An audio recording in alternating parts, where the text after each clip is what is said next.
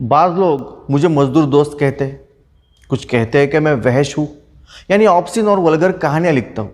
कुछ कहते हैं कि मैं तरक्की परसद हूँ, प्रोग्रेसिव हूँ। ये क्या बेहूदगी है? मंटो एक इंसान है और हर इंसान को प्रोग्रेसिव होना चाहिए।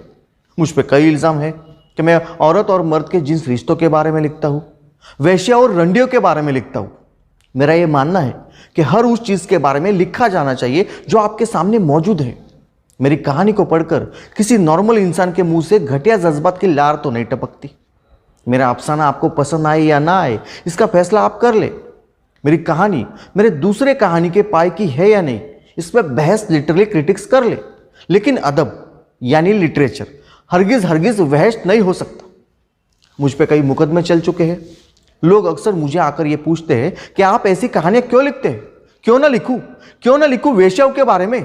क्या वो हमारे माशरे का हिस्सा नहीं है? उनके यहाँ मर्द नमाज या दूरत पढ़ने तो नहीं जाते, उन्हें वहां जाने की खुली इजाजत है, लेकिन हमें उनके बारे में लिखने की नहीं। क्यों नहीं? जो चीज जैसी है उसे वैसे ही पेश क्यों ना किया जाए? ठाठ को रेशम क्यों कहा जाए? क्या है? कुछ भी बोल रहे हो? लो, ये तो बुरा मान गए। क्या सच्चाई से इनकार करना हमें बेहतर इंसान बनाएगा? मेरे मुकदमों में प्रोसिक्यूटर साहब अक्सर इस बात पे जोर देते थे कि मेरी कहानियों के कुछ किरदारों की जबान गालियों से भरी है, लेकिन जो अल्फाज मैंने उनके मुंह से कहलवाए हैं वो हजारों लोग रोजमर्रा की जिंदगी में इस्तेमाल करते हैं। मिसाल के तौर पर अगर मैं आपसे एक कहूं, आपसे यार आप तो बड़े अजब चूतिए हो, मैं तो यहाँ हूं लेकिन आप मुझे वहां ढूंढ रहे हो, तो क्या मैं आपको गाली दे रहा हूं? नहीं ना। क्या ऐसे अल्फाज हमें रोज रास्ते पर सुनाई नहीं पड़ते?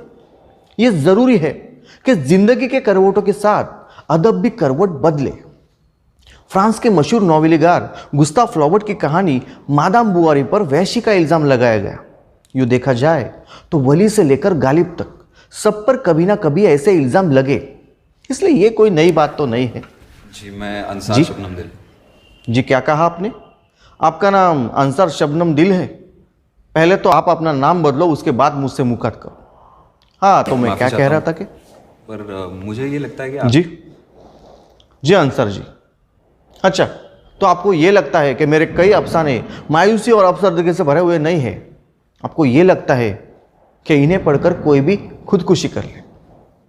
यस, अगर उसका नाम अंसार या उसके बाद जो कुछ भी है वो हो, तो वो ये कर सकता है। देखो बरखुरदार, तुम ये हरगिज नहीं जानते कि दूसरों को कैसा महसूस होता है, इसलिए आगे से सिर्फ अपनी कहना।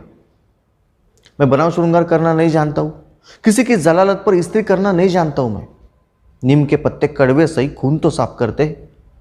मैं तो सिर्फ इतना जानता हूं कि मेरी कहानी एक आईना है जिसमें समाज अपने आप को देख सके। लेकिन किसी बुरी सूरत वाले को अगर आईने से शिकायत हो तो उसमें मेरा क्या कसूर? मेरी कहानी अगर आपको बर्दाश्त नहीं होती तो इसका मतलब यह है कि यह जमाना ही नाकाबिले बर्दाश्त है। मैं कोई हंगामा नहीं चाहता और ना ही मैं कोई सेंसेशनलेस हूं। मैं उस सोसाइटी की चोली क्या उतारूंगा जो पहले से ही नंगी है? उसे कपड़े पहनाना मेरा काम नहीं है। मैं काली तख्ती पर सफेद चौक इस्तेमाल करता हूं ताकि काली तख्ती और नुमाया हो जाए।